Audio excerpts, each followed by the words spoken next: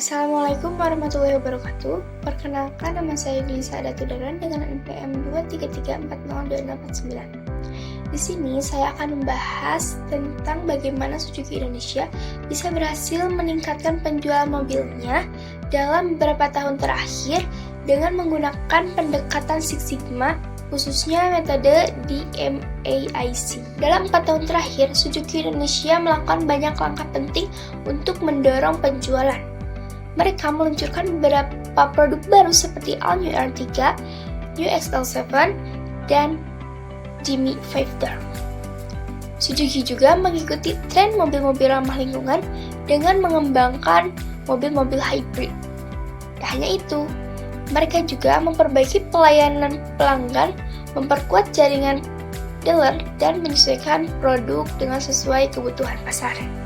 Semua ini menjadi fondasi penting dalam peningkatan penjualan mereka. Untuk menganalisis strategi Suzuki, kita bisa menggunakan pendekatan DMAIC dari Six Sigma. DMAIC adalah singkatan dari Define, Measure, Analyze, Improve, dan Control. Mari kita bahas satu persatu. Yang pertama, Define. Suzuki menyadari bahwa mereka menghadapi tantangan dalam hal penjualan. Produk lama mulai kalah saing dan tren pasar berubah dengan cepat, terutama ke arah kendaraan ramah lingkungan dan SUV keluarga.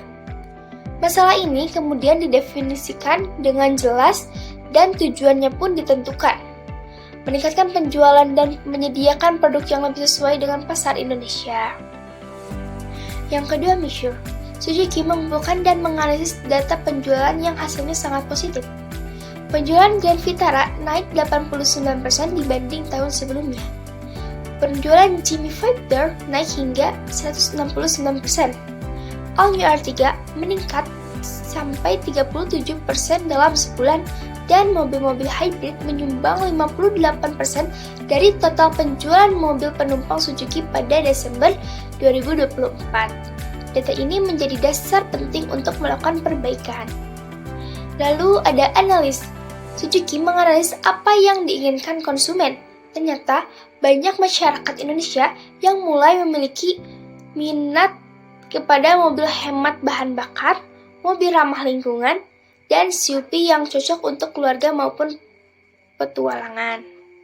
Suzuki pun mengetahui model mana yang paling diminati dan model mana yang perlu disesuaikan atau dihentikan.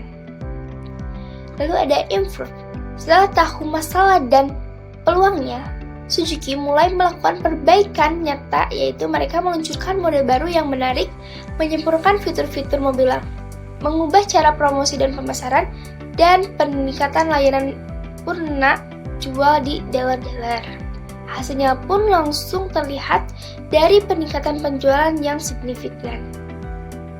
Langkah terakhir yaitu kontrol. Suzuki terus memantau penjualan tiap bulan, mengumpulkan masukan dari pelanggan, dan menyesuaikan strategi bila diperlukan.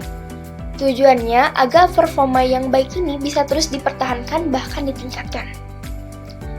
Six Sigma punya tingkatan semakin tinggi. Tingkatan Sigma artinya prosesnya makin baik dan minim kesalahan. Saat ini, berdasarkan konsistensi, kualitas, dan pertumbuhan penjualan, Suzuki bisa dibilang berada di tingkatan Sigma 4-4,5.